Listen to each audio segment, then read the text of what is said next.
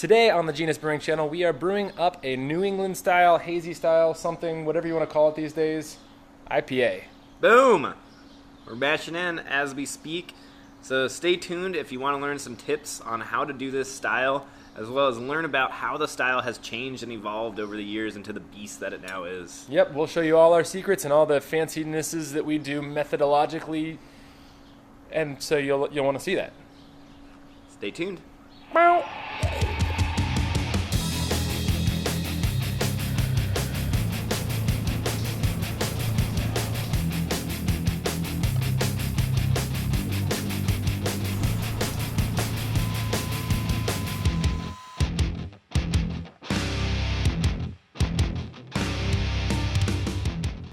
New England IPAs. Where did they start? Where did they come from? And why are they a thing? So it all started back with this small brewery on, strangely enough, the East Coast. I believe it was even New England, as a matter of fact. General New England area? Wow, that's a crazy concept. But anyway, Alchemist's Heady Topper, the OG of New England IPAs. That beer, if you let it sit, it actually dropped bright and wasn't even hazy.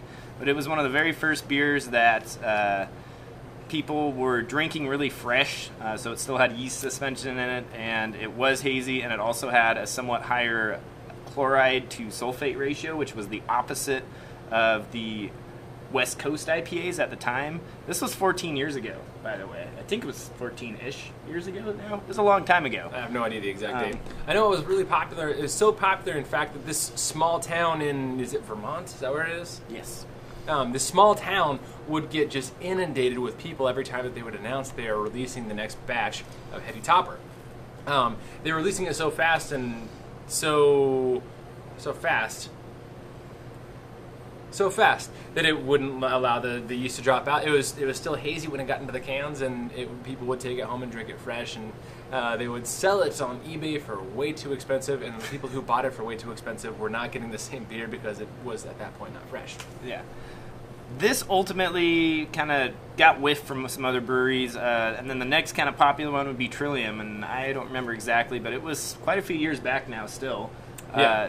There was a brewery by the name of Trillium, got a hold of this, and they decided that people really loved the fact that this beer was not overwhelmingly bitter, it still had a heavy hop load. So they essentially took this to the next level by upping their dry hop additions to somewhere in the 3 to even 4 pound per barrel just in dry hopping. And they also used, I believe, what's called Biotransformation Dry Hopping, which really set that haze in the beer to make that haze not necessarily from the yeast, but from the hopping that they did to the beer. This is what really launched the methodology side of what we do today to make that hazy IPA. You're instead of just invoking that freshness and that rawness of a beer that hasn't had time to settle out, you're purposely in the process of brewing, trying to create that haze in a way that doesn't come across as yeast bite. It's not that excessive bitter side of things. And since then we've gained a couple other methods to build that haze in ways such as that. So let's go on over to our mash step and talk about a few things starting at the mash level that we can do to really keep that beer hazy and also accentuate some nice flavors. Did we do it yet? Are we over there? So right now I am stirring our mash for the third time, actually. This will be the last time I stir it. And as you can see with our system, we're actually doing a recirculating mash. So the stirring is really going to help it from just caking down and ended up getting stuck because we do have a butt ton of flaked oats, I believe, and some flaked wheat in here. And that tends to want to turn into concrete when we mash. Also have oat malt. As far as I know, it does about the same thing as anything like flaked oats will do, but gives you a few more fermentables from it as well. Just really light-colored, neutral flavor profile as to not detract from the ridiculous amount of hops we will be putting in this beer. All right, so let's talk about some of the things that we're doing to turn this into a really great hazy IPA. Boom, short boil. Short boil. There's no need to do a 60-minute boil. We're not using any hops for bittering. That's not the goal. We're not trying to get bitterness. Other thing is I'm not going to add any Whirlfloc. All that does is help with protein break. We're trying to get those proteins to stay in solution.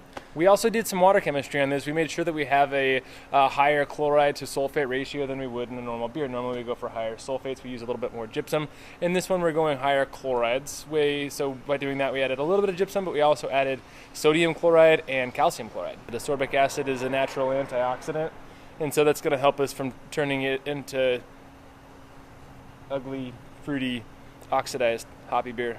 Another thing we did, we agitated our mash. Part of what that's going to do is it's going to help keep those proteins and starches in suspension so we get as much of those into the boil as we can. We told you guys before that you don't always have to do a 60-minute boil. That's kind of one of the things that's in our myths video, whatever that is. I just finished up my boil. In fact, I'm going to turn off as we speak. And I'm transferring into our SS Bright tank, which we're actually using as a uni tank for the time being. And what that's going to do is that's going to actually allow it to heat sanitize, because this stuff is still at a boiling temperature. Once I get it in there, we're going to bag up our hops, and we're going to do 2 different Whirlpool editions. So let's go over and check it out. So here we are at the Bright tank. You can see right now it's actually pumping out a whole bunch of steam. I've completely removed the insides of our pressure relief valve so that doesn't just want to blow this lid off. How this is going to work is we have this hooked up to a very oversized glycol chiller for what this really needs. But it happens to work to our advantage for situations like this, because what we're going to do is we're going to add our first hop addition in right at boiling. Then we're going to turn on that chiller, turn on the pump, knock it down to about 170 degrees, and then just let it sit there for a good 15 minutes or so. After that, we're actually going to pull that hop addition out. We're going to turn the chiller back on, allow it to drop down to about 145 degrees, which is when we're going to add our second hop addition, and allow that to sit for another 10 to 15 minutes at 145. Then we're going to pull that out, crash it down the rest of the way, and until we get down to a pitching temperature. That'll probably take a couple hours, but after we do that, we'll pitch and we'll ferment regularly after that. What are you doing? Getting skizzers. So mostly we're trying to get hops that are going to have a somewhat fruity profile, but also a few hops that are going to be a little more on the herbal side to balance that out so it just doesn't turn into a crazy sweet fruit bomb. On that herbal note, I am using a little bit of laurel. I'm going to bag all these so I can take them out easier. My wife is now harassing me because I'm here. As per usual, Galaxy, that's going to give us a little bit of that sweet tropical fruit character. You should have at least some of. And from New England, some Equinaut. These are totally not hop remnants from what we've been using in the store. Yeah, some Motueka as well. This is going to soak up a bunch of work and swell up like crazy. Simply push her on in there. As you can see right now, we're at 182 degrees. We're going to drop that temperature down another, give or take, 10 degrees down to that 170 mark. And we're going to let these guys soak for 15 minutes right now before I pull them out and then drop that temperature down even more. Time for our first hop addition is up. So I am now going to pull these guys out of here as carefully as possible. Right now they're going to be soaked in water. We're overflowing. Ready? Yeah. Ow, you burned my hand. Woo! In with our next hop addition. This one shouldn't be quite as bad. There's a few less hops in here. Show more tent, Peter. That is it for our Whirlpool hop additions. So what's the difference between the 140 Whirlpool and the 180 Whirlpool? So the theory behind it is that we're going to pull different types of flavors and aromatics based on the solubility of hop oils at different temperature ranges.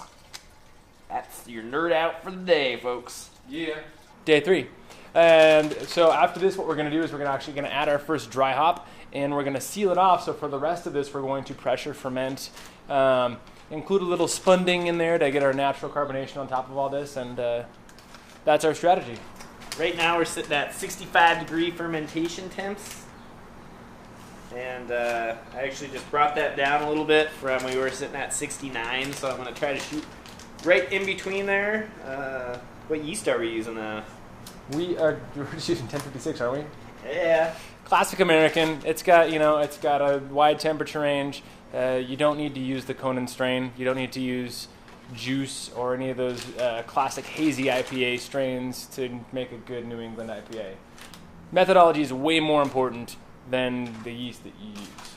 So let's get up close and get a good shot of this. Boom.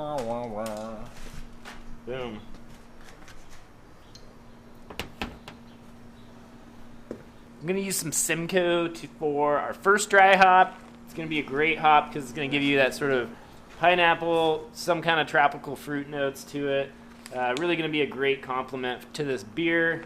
And nice thing is we're using Cryo Hops, so they're not going to have all that vegetal matter that might lend to some grassy notes, because these hops are going to stay in this beer for probably the better part of a week. I'm adding these at full Krausen because right now this is really going to help with any ingress of oxygen. So right now I basically have, if you imagine it, a layer of CO2 that's kind of pouring out and cascading over the side, so that's going to help any kind of oxygen ingress.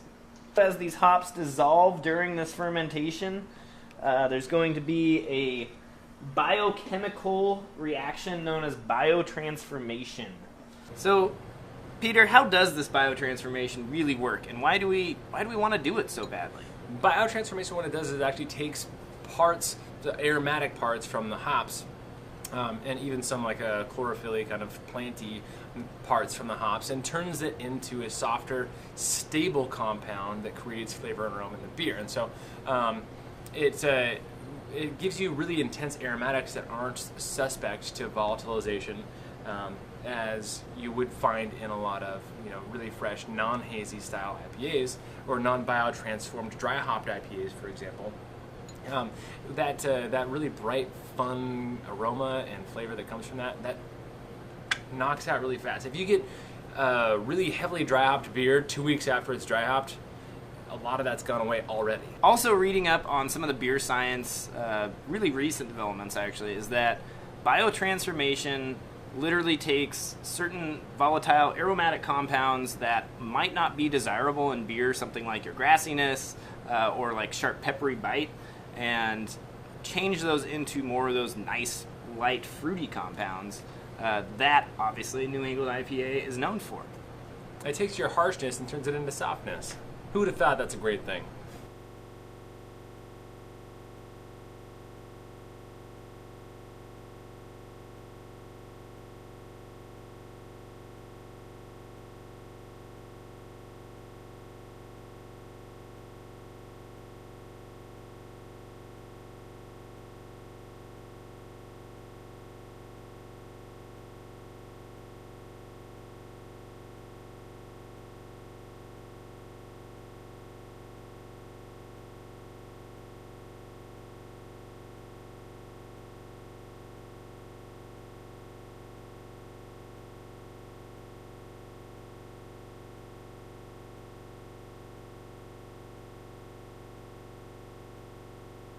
Quick breakdown. Fun things that make haze that aren't yeast bite, because yeast bite sucks. We talked a lot about things that make haze. Chloride. Talked about that.